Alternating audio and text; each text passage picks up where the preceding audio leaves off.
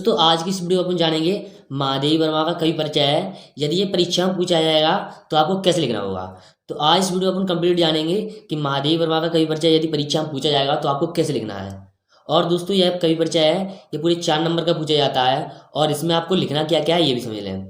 तो इसमें आपको सबसे पहले रचनाएं लिखनी होती हैं, फिर उसके बाद अपन को भावपक्ष और कलापक्ष लिखना होता है, फिर उसके बाद साहित्य में स्थान है, लास्ट हेडिंग है, ये लिखनी होती है।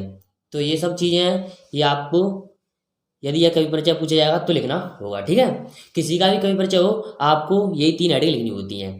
तो यहाँ पर देखेंगे सबसे पहले क्या है, सबसे पहले अपनी रचनाएं। तो रचनाएं दोस्तों यदि परीक्षा में किसी का भी कवि परिचय पूछा जाए तो आपको 2 ही रचना लिखनी है। कितनी रचना लिखनी है? 2 रचना। तो मैंने यहाँ पर 3 रचना लिखी हुई हैं, आपको इसमें से जो भी अच्छी लगे वो रचना को लिख देना। ठीक है, तो यहाँ पर समझ लीजिए कौन कौन सी रचना है। पहली रचना है दीपशिखा, दूसरी रचना है निहार और तीसरी रचना है सांध्य गीत। तो मैंने आपको यहाँ पर जो रचनाएं 3 लिखी थी ये मैंने बता दी हैं। तो ये किन की रचना है? महादेवी वर्मा की रचना है।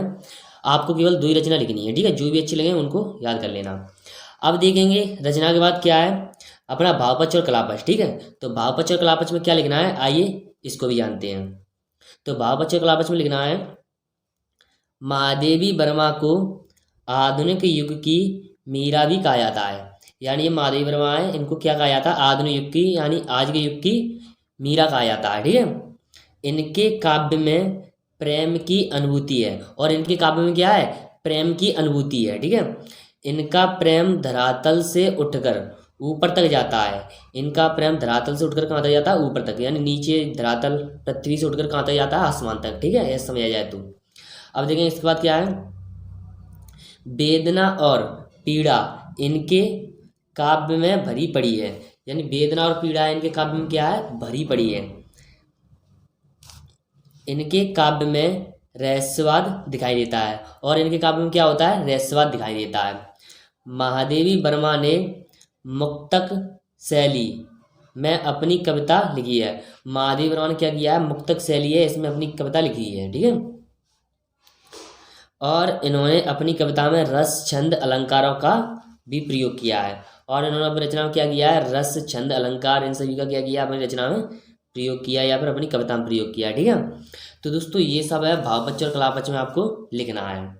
तो इतना सब कुछ आपको लिखना है। तो यहाँ पर आपके सामने ये आ रहा है, ये लिख लेना। ठीक है, अब देखेंगे इसके बाद हेडिंग है अपनी साहित्य में स्थान। तो इसमें क्या लिखना है आइए इसको भी समझ लेते हैं।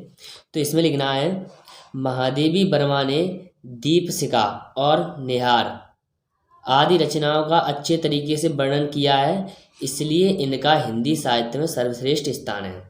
यानी इनका साहित्य में स्थान क्या है? महादेवी वर्मा ने दीपशिखा और निहार ये 2 इनकी रचनाएं आदि रचनाओं का अच्छे तरीके से वर्णन किया है। इन 2 रचनाओं का महादेवी वर्मा ने क्या किया है? बहुत ही अच्छे तरीके से वर्णन किया है, इसलिए इनका हिंदी साहित्य में सर्वश्रेष्ठ स्थान है। ठीक है, तो इतना आपको साहित्य में स्थान में लिखना है। तो दोस्तों यहाँ पर देखेंगे महादेवी वर्मा का जो कवि परिचय है वो कंप्लीट हो चुका है।